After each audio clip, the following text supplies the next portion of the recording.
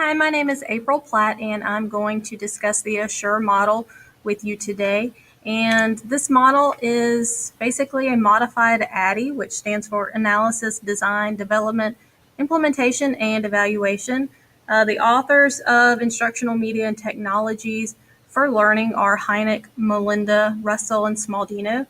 And they decided that the ADDIE model needed to incorporate the media technology component, and so they modified it in the early 1990s to create the Assure model.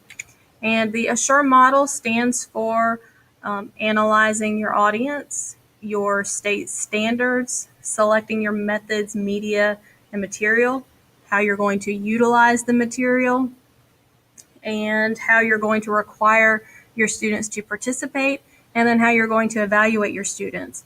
And this is one example that I found. It's a social studies teacher who is giving a lesson about World War II. And you can see that she analyzes her learners. She tells you how many students she has, their age, their socioeconomic status, and their proficiency with basic computer skills. She outlines her standards here, discusses the different methods and media components, as well as the different materials that she's going to need. Next, she discusses how she's going to utilize those items, and then how she's going to require her students to participate. She breaks her lesson plan down into day 1 and day 2 through 4, and so you can see that this is not just for a one-day lesson plan, and then talks about how she's going to evaluate those students. This next example is about parts and functions of a tooth. And again, you can see where the teacher analyzes the learners, talks about how many students are in the class and the characteristics of the students, as well as their learning styles, which I think is a good component to add.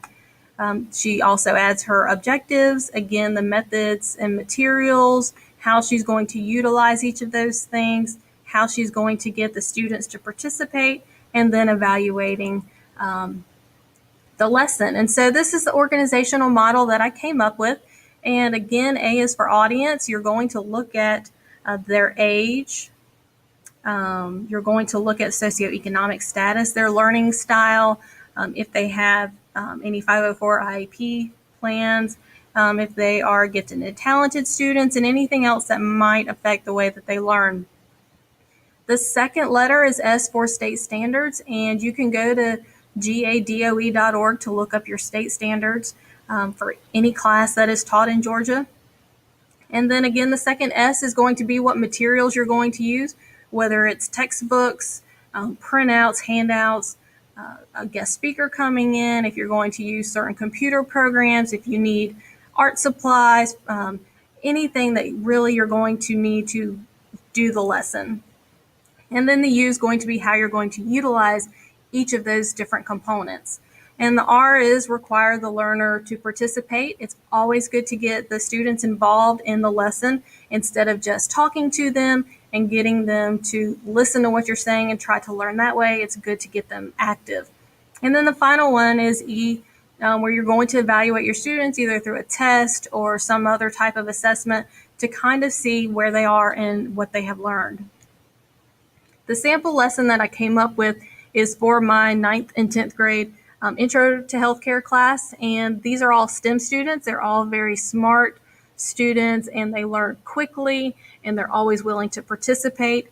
I have access to demographics. I know any exceptionalities. I also know how many students are in that class, and so I can use that information to create my lesson on the principles of body mechanics. And the second S for your state objectives, you can see here is the standard is apply principles of body mechanics. And so for introduction to healthcare, it's important for the students to not only know why it's important to use good body mechanics to keep themselves safe, but also to help keep the patients safe. The methods, media, materials that I'll be using for this lesson include a PowerPoint that I have developed to kind of outline the different principles. They also have a textbook that is basically the same information, but it can be used as a resource if for some reason they don't have everything in their notes from the PowerPoint. I also like to do video demonstration and also do demonstrations myself. And then I'm going to use a large poster for each student and markers or other drawing supplies, and then the projector and computer. These different items will be utilized differently as we go through the lesson. So initially the PowerPoint will be shown as well as any videos or demonstrations in class. And then I will give each student or actually break them into small groups, give them one of my large poster boards, which is more like a large Post-it note, and all the art supplies that they need so that they can draw a example of a proper body mechanic, and then they'll share it with the class. And this way they have a good hands-on experience to kind of get a good visual idea of what the proper body mechanics are. And then also, this is requiring them to participate. They can get up and practice these certain body mechanics. They work in small groups. It forces them to get in there and work on something together, discuss things. Not everyone's a good artist, and so I'll allow them to print pictures and add it to their poster if they need to. And then they'll present the poster once everyone's finished. And then finally, evaluating and revising if necessary. At the end of the lesson, they'll be given a short quiz, basically to show if they understand the material or not. And then revisions will be made if I need to for future lessons. I think the Assure instructional design is a great design. I love that it incorporates media and technology because it's such a part of what we do now. And I hope you enjoyed the presentation.